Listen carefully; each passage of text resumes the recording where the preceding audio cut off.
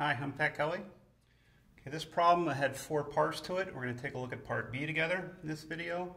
For each of the parts, they gave us these equations, y equals square root of x, y equals 0, and x equals 3. And they talk about the region bounded by those equations. I've already drawn that region. And the different parts of the problem is just taking that region and spinning it around a different axis of revolution, and then asking us what's the volume of that solid that would result. So I've already drawn, I've already found my corner points. I did a lot of that work in part A, if you want to check that out. For us, in this problem, we're just going to take that region and spin it around the y-axis. So I'm going to end up spinning around here. Okay, in order to get this set up, what we've been learning is the disc and washer method to find that volume. And I want to make sure I set myself up for success by getting the right formula. To decide that, I always want to make sure that I'm going to get the right variable to integrate with respect to. Do it with respect to x or do it with respect to y. And I also want to make sure I'm doing discs or washers, what's appropriate in this situation. Both of those questions can be answered by coming to your drawing and drawing the representative rectangle.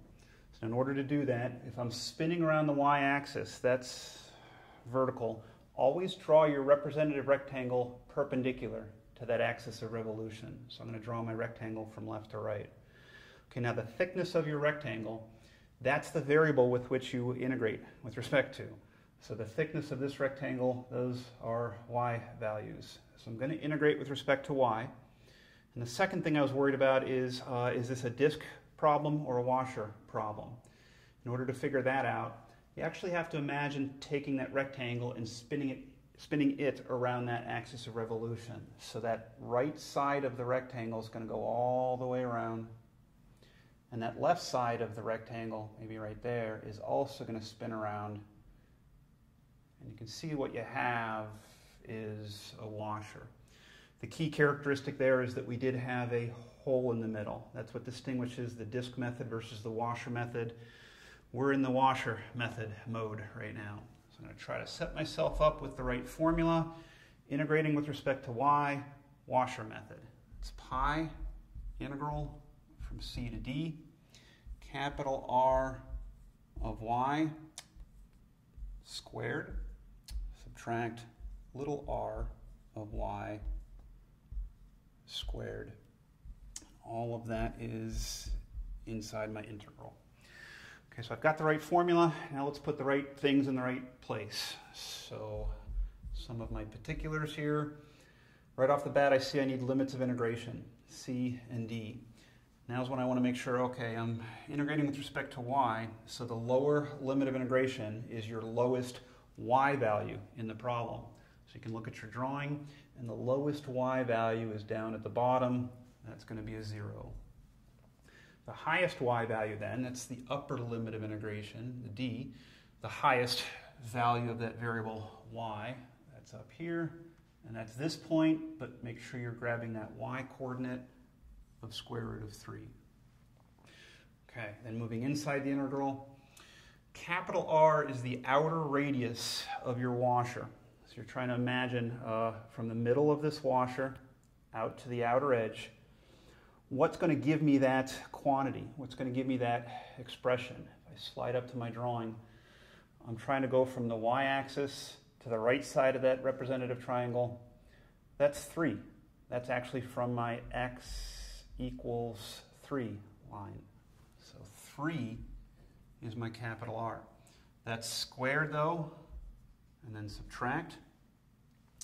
And now I need little r, which is the inner radius. Go back to my washer. From the center of the washer to the inside rim, I've got to go up to my drawing and figure out what's producing that radius. So that's from my y-axis to the left side of my representative rectangle. Well, that's that curve of mine. That's that parabolic curve. So I need that function. But be careful. And you see this in the formula. What you have to be careful of is that you need that to be a function of y. Okay, so make sure you're getting it as a function of y. And I'm making a big deal about that because they gave that curve to us as a function of x. So we're just going to do a quick little step here. Take this equation, solve for x, and now it's a function of y. So now that y squared is what's giving me my inner radius. I'll put y squared in here for that little r. Don't forget to square it as part of the formula, and then the whole thing is inside the integral still. Okay, good. Pat yourself on the back there. We have a good setup to the integral. Now let's do the integration. Maybe before actually doing the integration, I'll just clean up a little bit on the inside. 3 squared is 9, y squared squared, y to the 4th.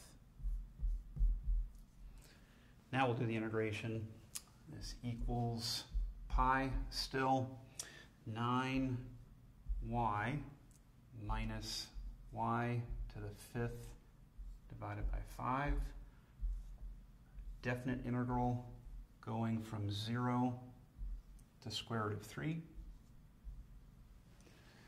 Slide down and put in those limits of integration. Pi 9 times the square root of 3. Subtract, okay, don't panic, square root of 3 to the 5th power.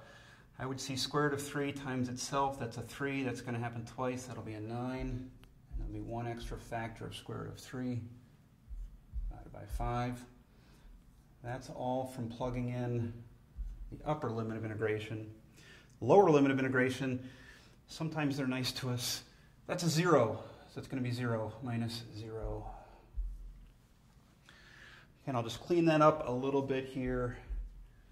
I'm going to challenge myself here to not even resort to a calculator if I can. We have a common denominator of 5, so this would be a 45 square root of 3. Take away 9, that looks like 36 square roots of 3 divided by 5. And you have a factor of pi you don't want to neglect. And that's a good answer for me. Thanks, and hope that helped.